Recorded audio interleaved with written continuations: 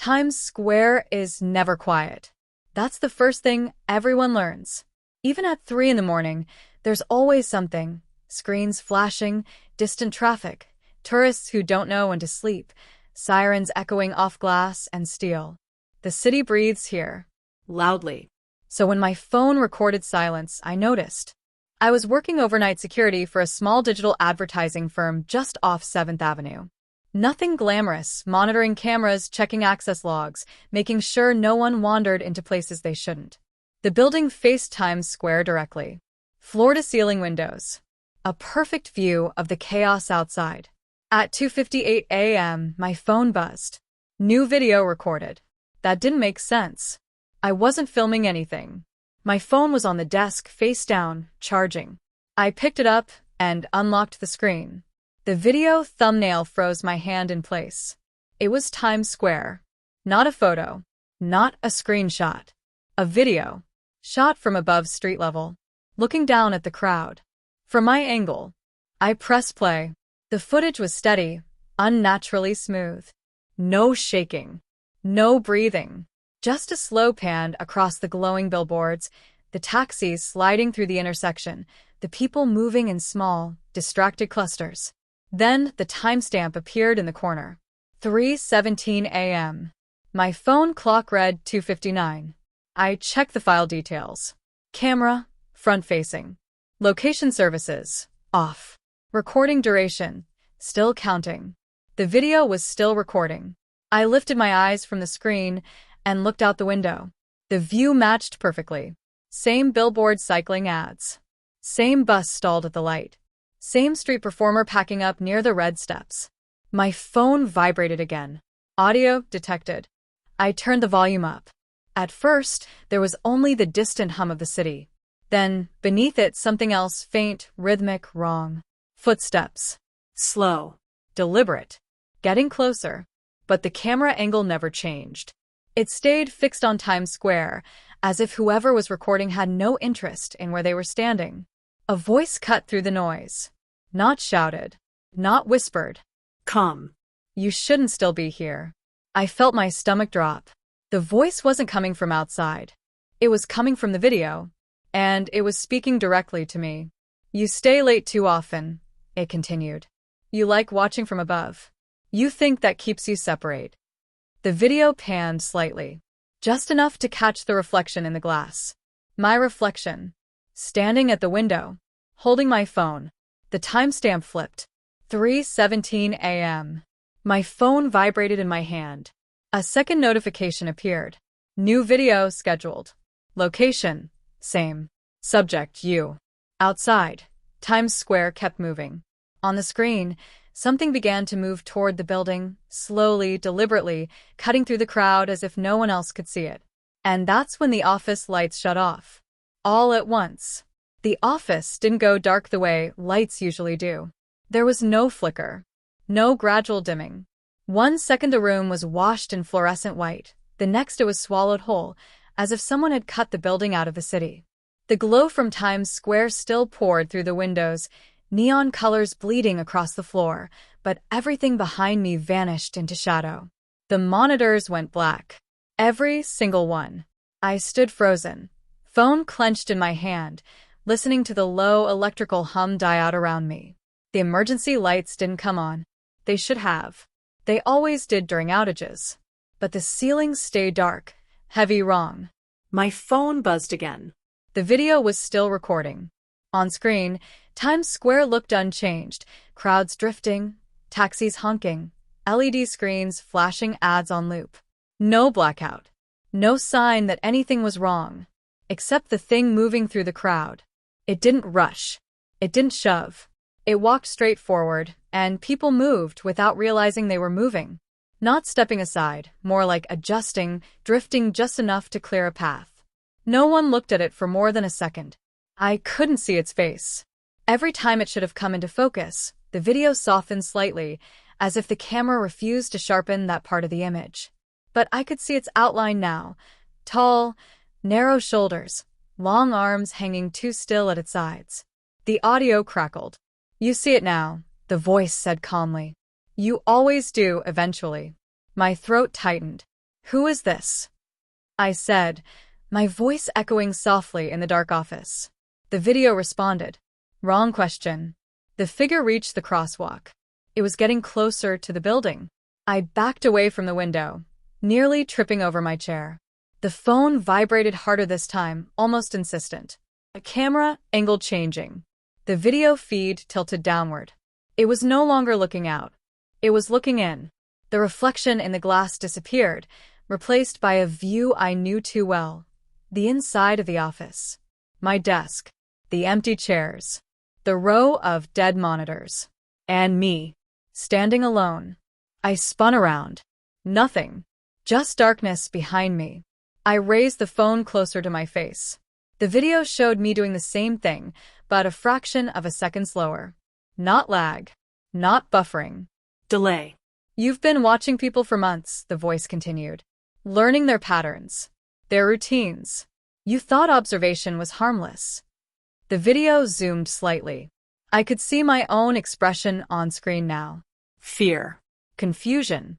Something else beneath it. Recognition. "I watch cameras," I said. "That's my job." The audio paused, as if considering that.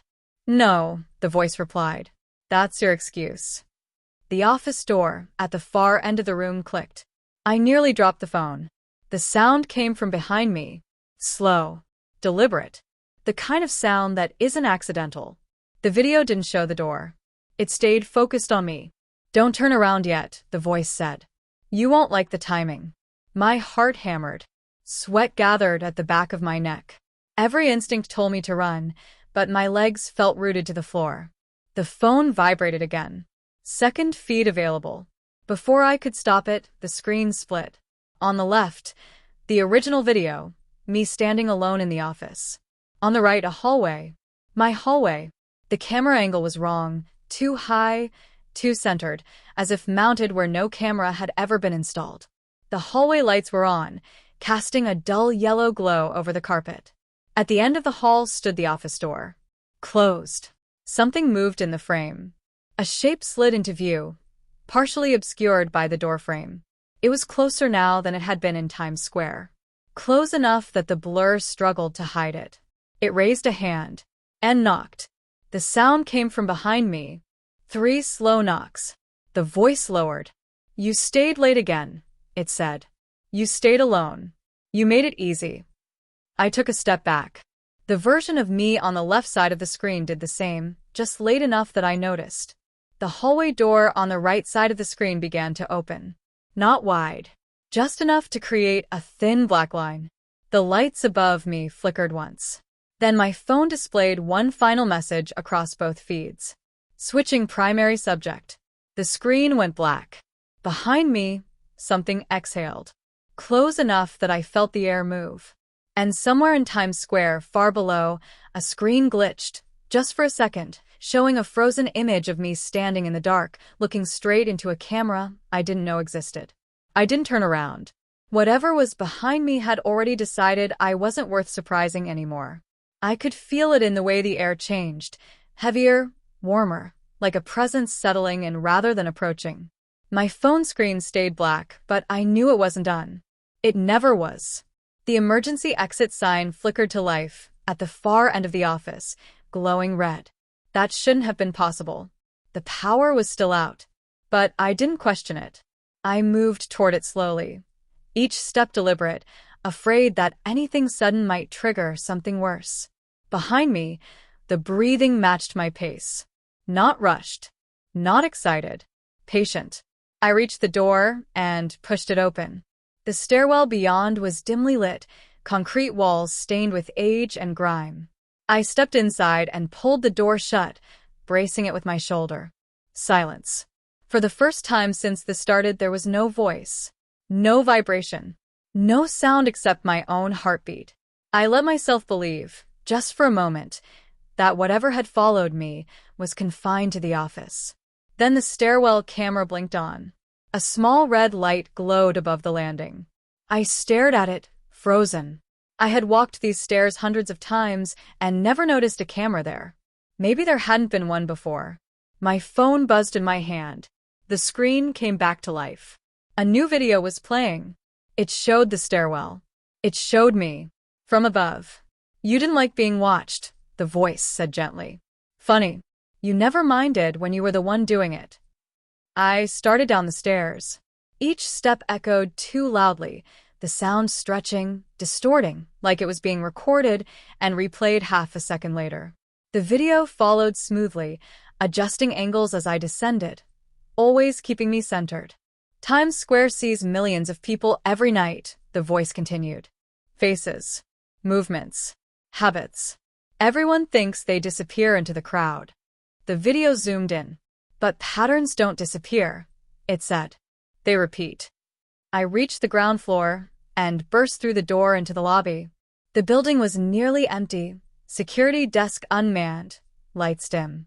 The glass doors at the entrance showed Times Square blazing outside, unchanged, uncaring, alive. People everywhere. Safety. I ran. The moment I stepped onto the sidewalk, the noise hit me. Horns, voices, music, sirens. The sudden normalcy was overwhelming. I pushed into the crowd, heart racing, convinced that whatever was following me would lose me here. My phone vibrated. The video feed switched. Now it was showing Times Square from above again. A wide shot. Thousands of people moving like static. Then a box appeared on screen. A tracking frame. It locked onto me instantly. You stand out, the voice said. You always have. I shoved the phone into my pocket and kept moving, weaving between tourists and street performers, ducking past vendors. I didn't slow down until I reached the red steps and climbed halfway up, turning to scan the crowd. Nothing. No tall figure. No empty space cutting through people. My phone buzzed again. I pulled it out to spite myself. The tracking box was gone. Instead, the camera feed showed the crowd from street level now. I hiked, moving forward, toward the steps. You thought I needed the phone, the voice said. I only needed you. The video tilted upward. The red steps filled the frame. And there I was, standing still, looking down at the screen. I felt a hand brush past my shoulder in the real world. Just a passerby. Probably. But the video paused at that exact moment. Zoomed in. Highlighted the contact. Thank you, the voice said softly. That's enough. The screen went black. My phone powered off. I stood there, surrounded by thousands of people, lights flashing, ads looping endlessly above us. No one noticed me shaking. No one noticed the way every screen in Times Square seemed to hesitate at once. Then one billboard glitched. Just for a second. It showed a live feed from above, Times Square at night, with a tracking box locked onto someone else now. Someone who had stopped walking. Someone who had just looked down at their phone in confusion. The screen corrected itself. The ad resumed. The crowd moved on. My phone stayed dark. I didn't wait to see what happened next. I walked away without looking back, knowing one thing with absolute certainty. In a city built on watching, it didn't need me anymore. It had learned how to choose. I left New York the next morning. Not dramatically. No running, no packing in a panic. I booked a ticket, checked out of the hotel I barely remembered arriving at, and blended into the crowd the way everyone else did. That was the lesson I'd learned too late. Attention wasn't drawn by fear. It was drawn by patterns. At the airport, I kept my phone powered off. Not airplane mode. Off. I paid cash for everything I could. I avoided screens. Avoided reflections.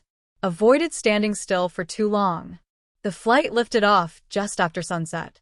As the city shrank beneath the clouds, I felt something close to relief for the first time since this started. New York became lights in the distance, then nothing at all. I slept. When I woke up, the cabin lights were dim. Most passengers were still out cold. My phone sat in my pocket, heavier than it should have felt. I hadn't turned it on. I was certain of that. The vibration was unmistakable. One short buzz. Then silence. I didn't take it out right away.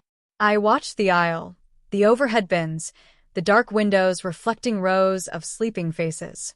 Nothing felt wrong. No sense of pressure. No voice. Another vibration. Longer this time. I pulled the phone out. The screen was already on. Recording in progress. No app. No interface. Just those 3 words centered on a black background.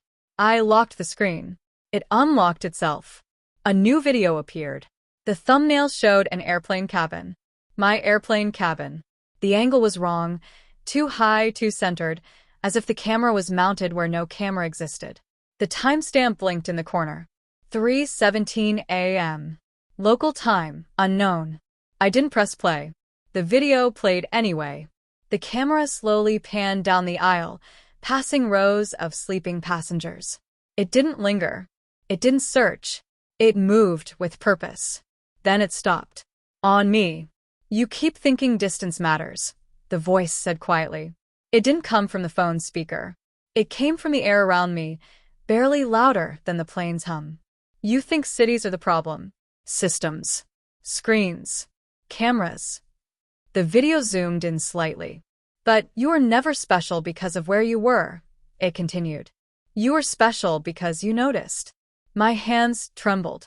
What do you want? I whispered. The man across the aisle shifted in his sleep. No one woke up. The video cut to a different feed. A server room. Endless rows of blinking lights. Cold blue LEDs. Racks humming in unison. I didn't recognize the location, but something about it felt familiar, like déjà vu without the memory. This is where patterns live, the voice said. Not in phones. Not in cities. The feed switched again. Security footage. Convenience stores. Highway cameras. Apartment lobbies. Doorbells. Elevators. People everywhere. Most of them unaware. You taught me what mattered, the voice went on. Where people pause. Where they hesitate. Where they look up. The final feed appeared. A phone screen. Someone else's. A young woman standing alone on a subway platform, staring down at her device in confusion. The tracking box locked onto her face instantly. She looked up. Straight into the camera. You see, the voice said. I don't need you anymore. My screen went black. The words recording in progress disappeared. The phone powered down completely. I sat there for the rest of the flight, unmoving, listening to the engine noise and the soft breathing of strangers. When we landed, I left the phone on the plane. I didn't look back to see if anyone picked it up. Weeks passed. Then months. Nothing followed me. No messages. No recordings. No sense of being watched. Life settled into something almost normal. I stopped thinking about Times Square, about cameras, about patterns, until one evening, sitting in a cafe, I overheard someone at the next table laughing nervously. You ever get that feeling your phone's listening? She said. Like it knows when you're about to look at it? Her friend shrugged. That's just algorithms. I felt the chill before I heard it. A TV mounted above the counter flickered. For half a second, the screen glitched. Security footage. A subway platform. A young woman looking down at her phone. A tracking box locked onto her face. Then the image corrected itself. The news resumed. No one else reacted. I finished my coffee and stood up, suddenly certain of one thing. It wasn't hunting anymore. It was curating. And somewhere in a city that never sleeps, someone had just noticed they were being watched for the first time.